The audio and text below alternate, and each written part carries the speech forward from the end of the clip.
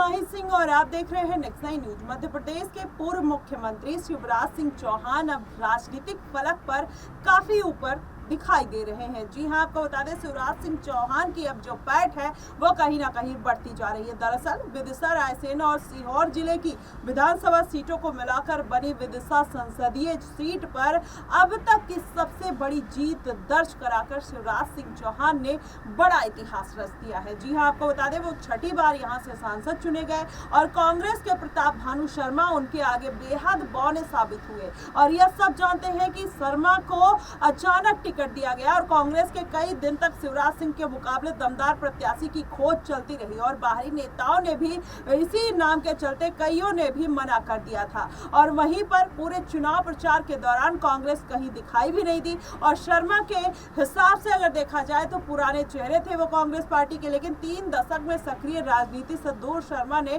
कार्यकर्ताओं पर कहीं ना कहीं उनका जादू नहीं चल सका। उसके बाद शिवराज सिंह चौहान ने अपना जादू चला दिया, जिसके बाद अब कहीं ना कहीं यही माना जा रहा है कि शिवराज सिंह चौहान अब फिर से एक बार मध्य प्रदेश की राजनीति में अपना परचम लहराने वाले हैं। वहीं कई राज्यों के वो स्टार प्रचारक की हैसियत से गए हैं शिवराज सिंह चौहान और उनकी जीत के प्रति शुरू से ही कोई संशय नहीं था। खास बात यह है कि शिवराज सिंह चौहान को मुख्यमंत्री रहते हुए लड़े गए मध्य प्रदेश की विधानसभा चुनाव 2023 में प्रदेश में रिकॉर्ड बहुमत से भाजपा की सरकार बनी थी। प्रदेश में 230 में से 163 सीट पर भाजपा ने जीत हासिल की थी। वहीं शिवराज सिंह चौहान 6 महीने पहले तक मध्य प्रदेश के मुख्यमंत्री भी रहे। करीब 17 साल तक मुख्यमंत्री पद पर रहे और भाजपा के ऐसे नेता थे जो इतने लंबे समय तक मुख्यमंत्री के पद पर काबिज रहे हैं। बीते दिनों अगर बात किया जाए तो पीएम मोदी ने रैली में कहा था कि जब शिवराज सिंह गए थे तब मैं पार्टी महासचिव के रूप में काम कर रहा था, मैं उन्हें एक बार फिर अपने साथ दिल्ली ले जाना चाहता हूं।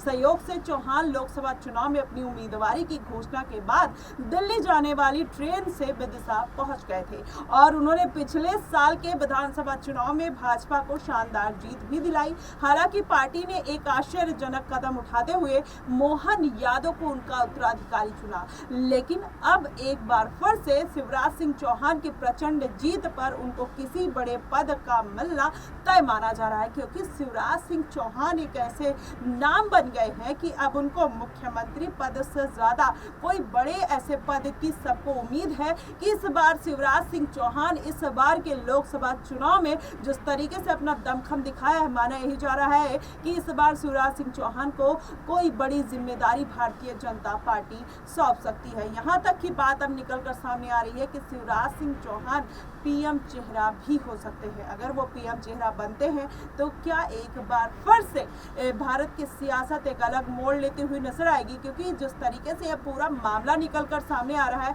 ज्योतिरादित्य सिंधिया ने भी जिस तरीके से जीत हासिल की है, माना ही जा रहा है कि ये दोनों अहम चेहरे कहीं ना कहीं अब भारतीय जनता पार्टी के भविष्य रहने वाले हैं। और आने वाले दिनों में मोहन यादव की गिरती लोकप्रियता में हो सकता है कि शिवराज सिंह चौहान नहीं, अगर उनको केंद्र में कोई जिम्मेदारी मिल जाती है तो फिर ज्योतिरादित्य सिंधिया एक बार फिर से सीएम के पद पर कहीं ना कहीं विराजमान हो सकते हैं। अब देखना ये बेहद अहम होगा कि क्या इस तरीके की जो बातें निकलकर सामने आ रही है क्या वाकई में इम्प्लीमेंट होती हुई नजर आती है। अगर ऐसा होता है तो क्या फिर से भारतीय जनता पार्टी की जो राजनीति है वो अलग मोड़ लेते हुए दिखाई देगी और इस बार मध्य प्रदेश में कुछ अलग होता हुआ दिखाई देगा, ये देखना बेहद दिलचस्प होगा। फिलहाल आपको क्या कुछ लगता है कि इस बार मध्य प्रदेश की राजनीति किस ओर करवट लेने वाली है, या फिर जस का तस जिस तरीके से माहौल है वैसा ही बना रहेगा? आपको क्या कुछ लगता है आप हमें कमेंट बॉक्स में जरूर बताइएगा।